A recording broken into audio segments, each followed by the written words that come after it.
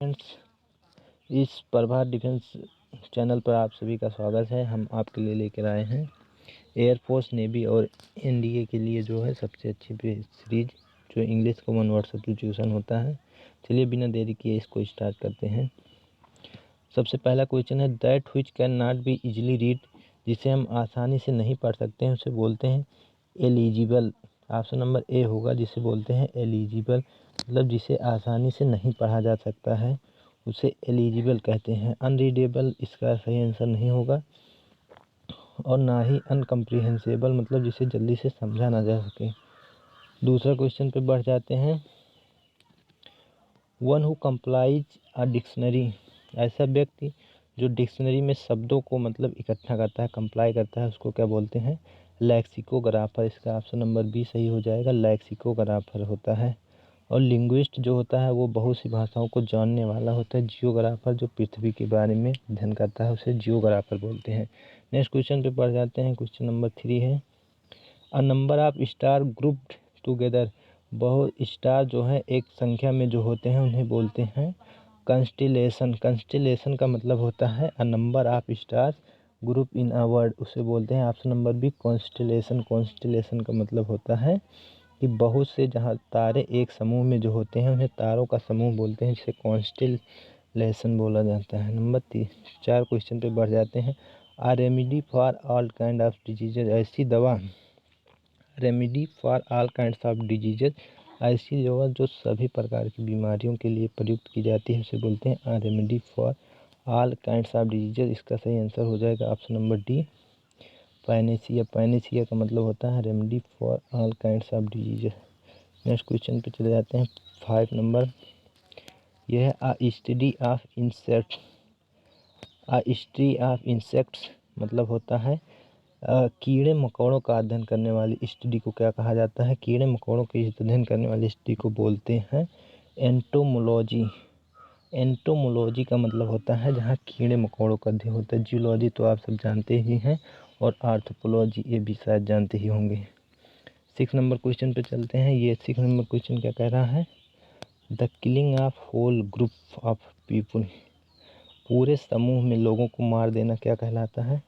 समूह में लोगों को की हत्या कर देना कहलाता है genocide. Genocide option number A सही होगा, जेनोसाइड।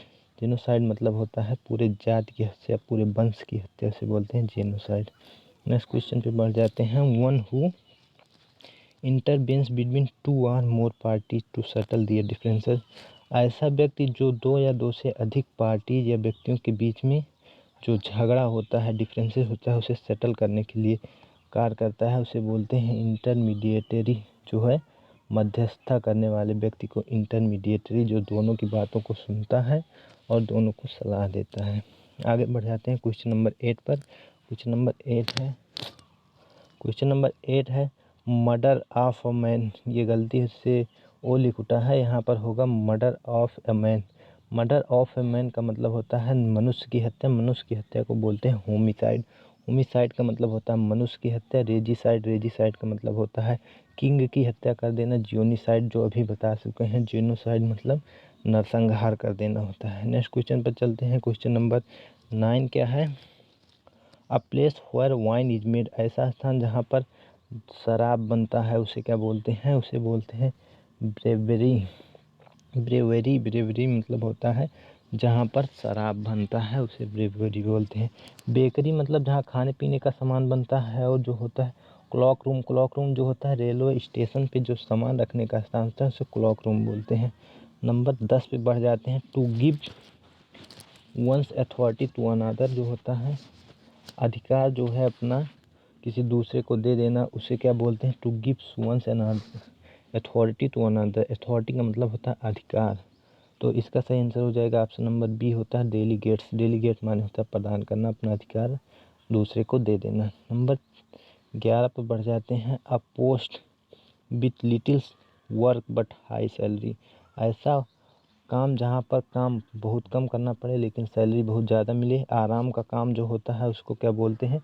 सिनेक्योर। सिनेक्योर मतलब होता है आराम का काम। डायरेक्टर मतलब डायरेक्टर होता है। और जो होता है आगे बढ़ जाते हैं।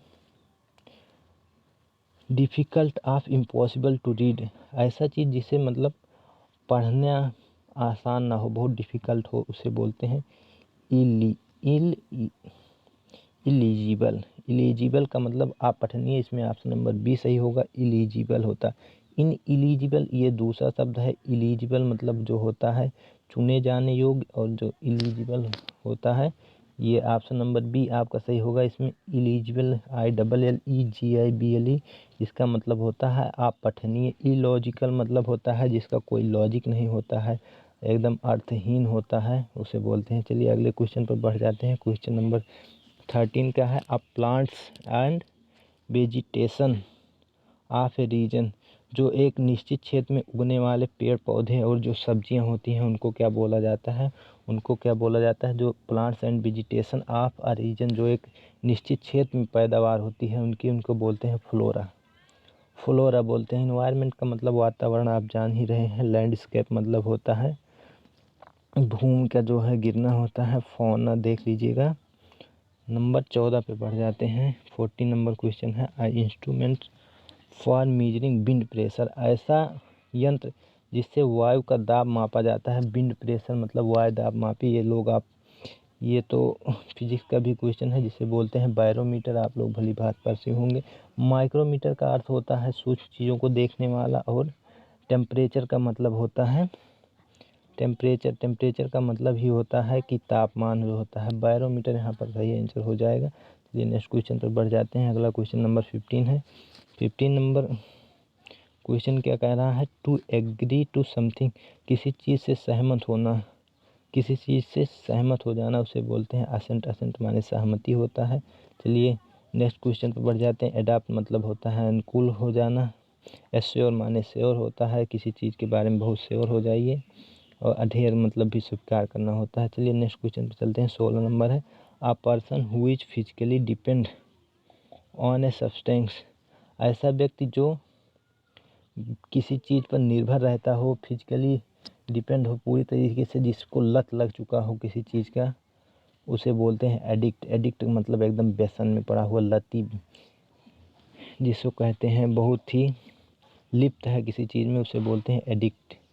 ड्रग्स एडिक्ट नाम सुना होगा आप लोग, जो बहुत ही नशा और शराब पीते हैं उनको भी एडिक्ट हो जाता है जो है वाइन का।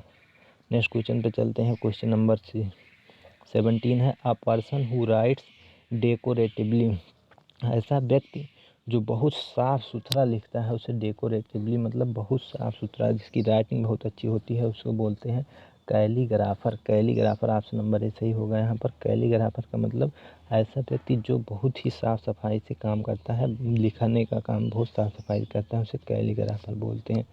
आगे बढ़ जाते हैं नेक्स्ट क्वेश्चन पे। क्वेश्चन नंबर 18 है to renounce a high positions of authority और कंट्रोल, मतलब होता है अपनी हाई पोजीशन या अधिकार को मतलब छोड़ देना होता है। रिनाउंस कर देना, त्याग देना होता है। इसको बोलते हैं एब्डिकेट। एब्डिकेट माने होता है पद त्याग देना, राज सिंहासन छोड़ देना। इसका सही ऑप्शन नंबर डी हो जाएगा, एब्डिकेट होता है। एबंडन माने छोड़ देना होता है ऑप्शन नंबर बी, लेकिन ये इसका सही आंसर नहीं होगा। आगे बढ़ जाते हैं नेक्स्ट क्वेश्चन पे। Question number 19 a place where public government और हिस्टोरिकल रिकॉर्ड्स आर केप्ट, ऐसा स्थान जहाँ पर पब्लिक का, गवर्नमेंट का और या हिस्टोरिकल रिकॉर्ड को रखा जाता है कलेक्ट करके, वो स्थान क्या कहलाता है, आर्चीव्स। आर्चीव्स मतलब होता है संग्रहालय होता है, जहाँ पर पुरानी चीज़ों को जो है संग्रहालय में रखा जाता है, उन्हें बोलते हैं आर्चीव्स। नेक्स्ट क्वेश्चन पर चलते हैं। नेक्स्ट क्वेश्चन क्या है, 20 नंबर है a person who has no money to pay his डेब्ट, ऐसा व्यक्ति जिसके पास अपना कर्जा देने के लिए पैसा नहीं है। Person who has no money to pay his debts मतलब वो दिवालिया हो गया है, एकदम से बैंक करप्ट हो गया है। इसका सही आंसर होगा इंसॉल्वेंट, ऑप्शन नंबर ए होता है। इसका दूसरा मीनिंग होता है बैंक करप्ट। बैंक करप्ट का मतलब भी होता है दिवालिया होता है। पुअर तो आप लोग जान ही रहे हैं, पॉपर भी जान रहे हैं, डेस्टिट्यूट भी जान रहे होंगे। नेक्स्ट क्वेश्चन पे चलते हैं। 21 नंबर क्वेश्चन है a person who loves Mankind, ऐसा व्यक्ति जो मानव जाति से प्रेम करता है, मैनकाइंड से प्रेम करता है, इस व्यक्ति को क्या बोलते हैं, इसके बोलते हैं फिलैंथ्रोपिस्ट, ऑप्शन नंबर सी सही होगा। फिलैंथ्रोपिस्ट मतलब जो मानव जात से घृणा करता है। देख लीजिए डी नंबर क्या है, मर्सेनरी। मर्सेनरी का मतलब होता है ऐसा व्यक्ति जो पैसों के लिए काम करता है, या मशीन जो पैसों के लिए काम करती है उसे मर्सेनरी बोलते हैं। अगला क्वेश्चन देख लीजिए, ऑप्शन नंबर ए जो लिखा है मीजोथ्रोपिस्ट। मीजोथ्रोपिस्ट का मतलब होता है मिजोनथ्रोपिस्ट। ये जो होता है मानव जात से घृणा करने वाले को बोलते हैं मिजोथ्रोपिस्ट। ऐसा व्यक्ति मिजोथ्रोप बोला जाएगा जो मानव जात से घृणा करता है। नेक्स्ट क्वेश्चन पे चलते हैं।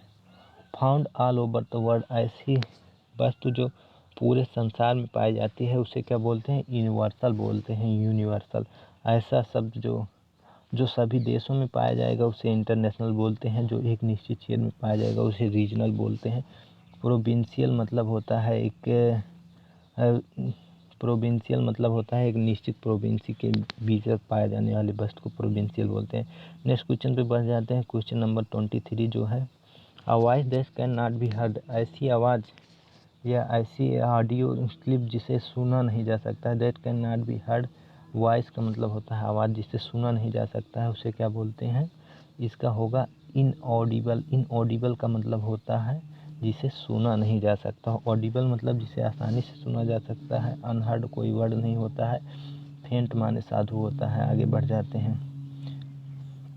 नेक्स्ट क्वेश्चन पे देख लीजिएगा, 24 नंबर है, something that cause death. Something that cause death मतलब होता है कोई भी ऐसी चीज़ जिसका मतलब परिणाम मृत्यु हो, जिसके साथ मतलब टक्कर लेने का मतलब हो मौत तुम्हारी। ऐसा जो घातक हो, घातक को क्या बोलते हैं, फाइटल। इसका सही आंसर हो जाएगा ऑप्शन नंबर बी, फाइटल। फाइटल का मतलब घातक होता है। होरिजिबल, होरिजिबल का मतलब भी डरावना होता है। डेंजरस का मतलब खतरनाक होता है। ब्रूटल का मतलब निर्दयी होता है। आई थिंक ये लास्ट क्वेश्चन था। अब जो है नेक्स्ट क्वेश्चन की ओर चलते हैं। ये क्वेश्चन आज समाप्त हो गया। अब नेक्स्ट वीडियो आपको मिलेगा बहुत ही जल्द। अगर आपको ये वीडियो हमारा पसंद आया हो तो प्लीज़ लाइक कीजिए, चैनल को सब्सक्राइब कीजिए और मोटिवेट के लिए प्लीज़ इसको शेयर कीजिएगा। Thank you very much.